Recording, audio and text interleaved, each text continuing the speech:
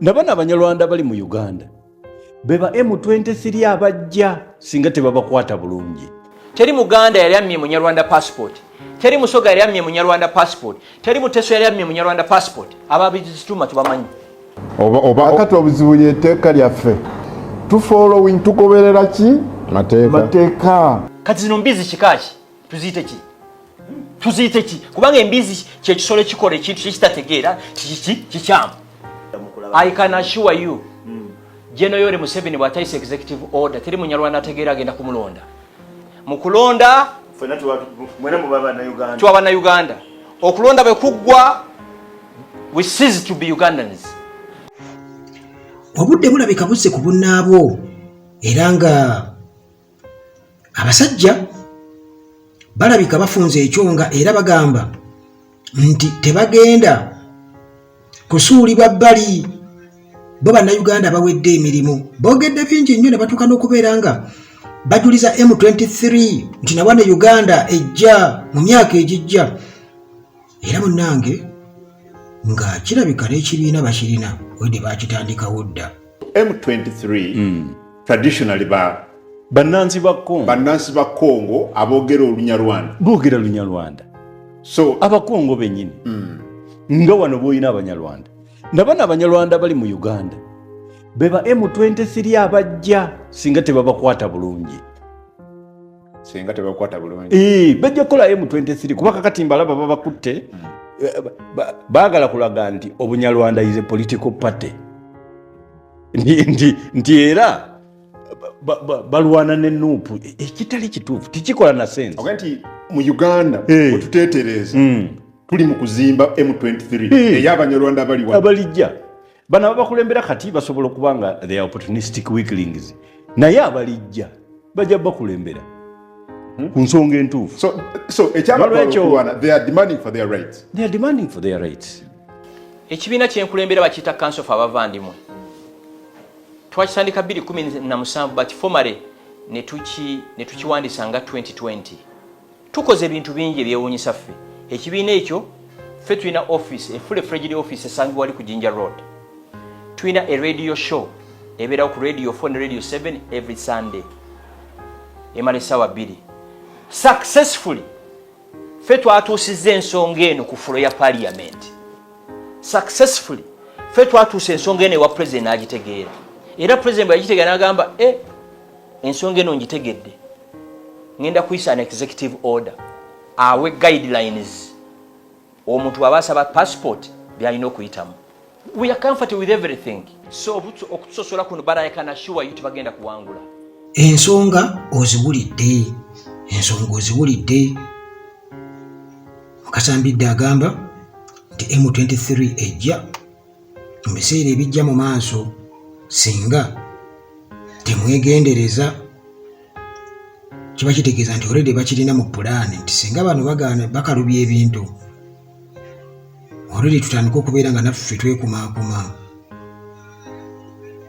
Era Gashumba n'akakasa nti ekibiina weekiri already bali well organized. Owulira agamba nti successfully they have organized successfully radio shows. Ne batuuka n'okubeera nga basisinkana General Museveni ne basisinkana ensonga yaabwe n'egenda netebulingibwa mu Parliament ku fulo ya Parliament. N'agamba successfully kitegeeza they can do anything era ne babeera successful. Kakati ensonga zino ze boogerako bo aba immigration bazoogerako ki?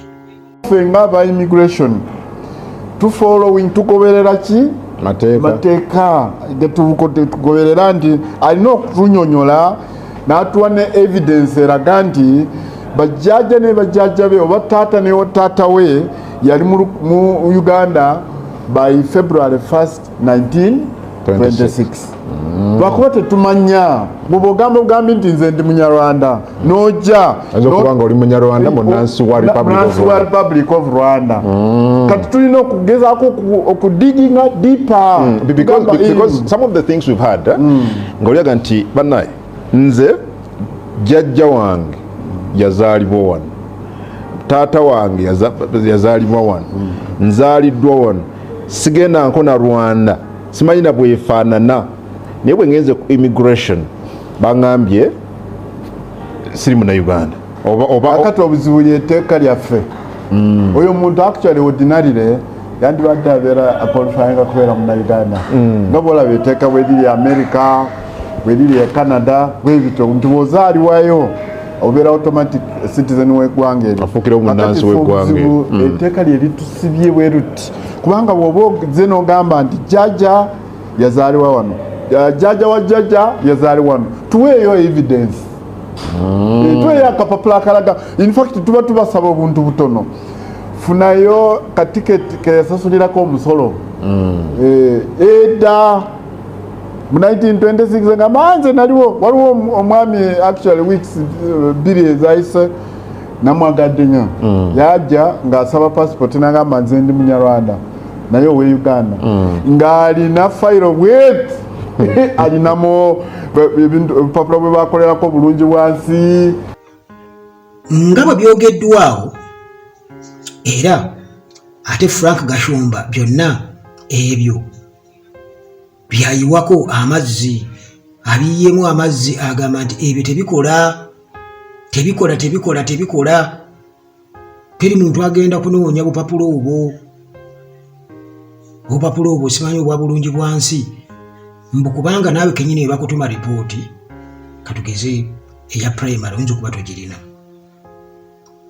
kati ebyo munnange Frank Gashumba byonna abirambuludde era katumuwa obudde tuwulirize kubanga munnange ensonga eno si nnyangu yadde n'akamu kati zino mbizi kikaki tuziyite ki kubanga embizi kyekisolo ekikola ekintu kyekitategeera kikyamu mbizi kikaki zino zabitanga njeru za yero zaki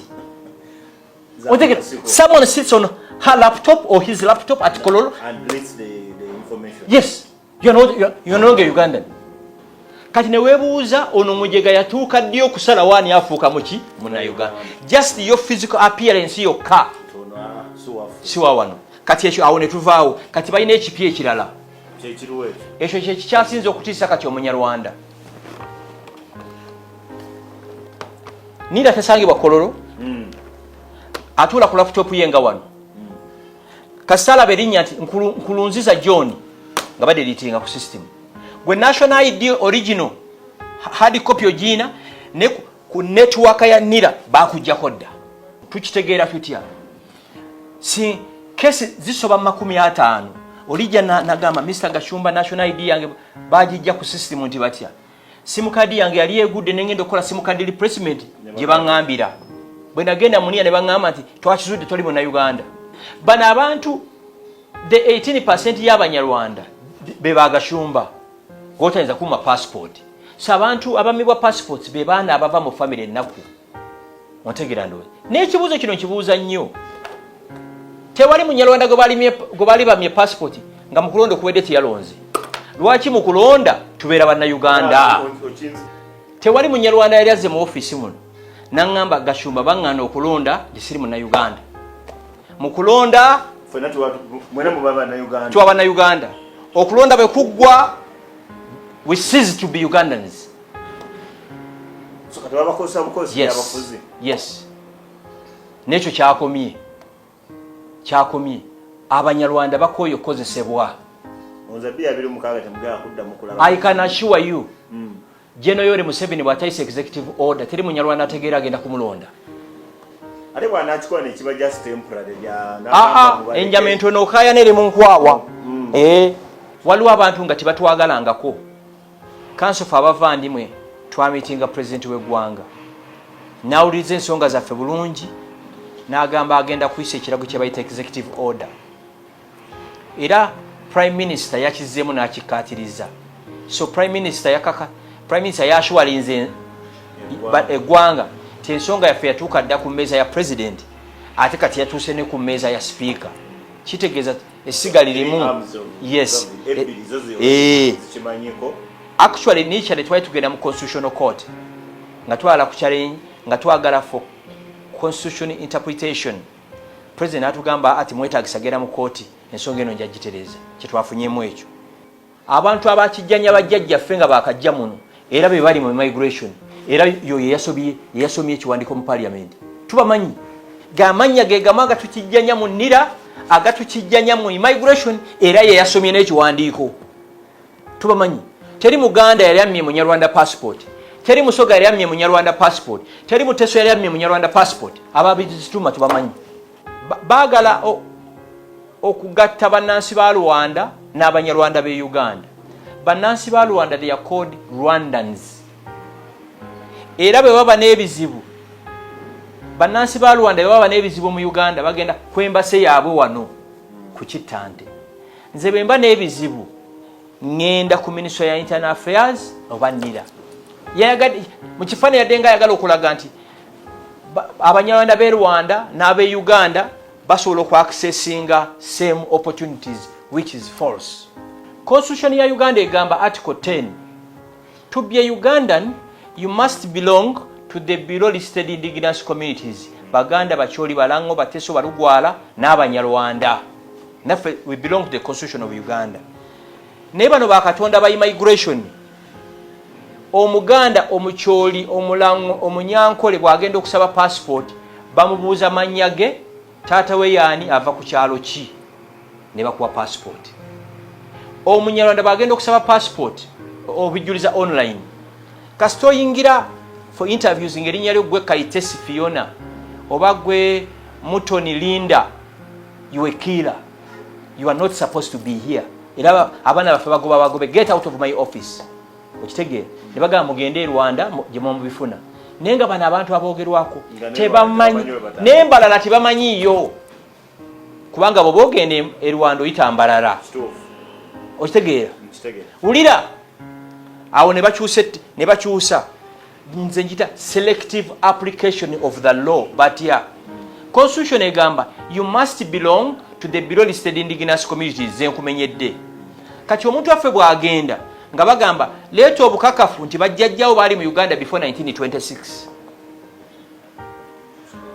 leeta obujulizi nti bajjajjaabo baali mu Uganda below 1926 ekyo bakyapulayinga ku banyarwanda bokka teri gwanga ddala bakyapulayingako owulira which is impossible. Ne president w'eggwanga lino General Yoweri Museveni tosobola musaba biwandiiko byabajja ng'abiina ne speaker Anita Among ne Robina Nabbanja ne CDF Muhoozi ne Chief Justice Owindi Dolo oyinza okumpayo ripooti yo ya primary sisobola jjukuwa oba gwe n'emyaka emeka n'emyaka 3 bw'oba olina emyaka 3 nga tosobola kundaga ripooti ya primary kati oŋŋamba okyagasuma ndeeta ebiwandiiko by'abajjajjange ebya before 1926 olaba nti etteeka balikyusizza etteeka egamba indigenous community oba eggwanga kati kuffe bava ku ggwanga ne badda ku famire yo owulidde awe wali akanyamberege abala tebababuuza famire evaawa ate ekyo bakikola nnyo abanyarwanda ntunuuliza mu kamera abanyarwanda basinga okusosolebwa be banyarwanda b'omu Buganda ne Busoga ne East. Kino nkiddamu abanyarwanda abasosolebwa 100 ku 100 be banyarwanda b'omu Buganda, Busoga ne East. Ulira abanyarwanda bazalibwa ekisolo Ntungamo Ndolwa bwagenda okusaba passport bamubuuza erinnya lyo eryokubiri bazadde bo be baani wasomera mu ssomero ki. Owulira kati nga bako for example bo bagamba nti banzala Kansanga nga bakugamba byalo kye bireranye Kansanga let's say Kibuli, Gaba, Nsambya, Muyenga nga bagamba gende Kyambogo next week of ne passport kwegamba kati abanyarwanda nabo batusosolera ddala entweetinga gye batweetinga abanyarwanda bo mu West yanjawulo nnyo Muganda ya obukyayi bwonna buli ku banyarwanda bo mu Buganda wano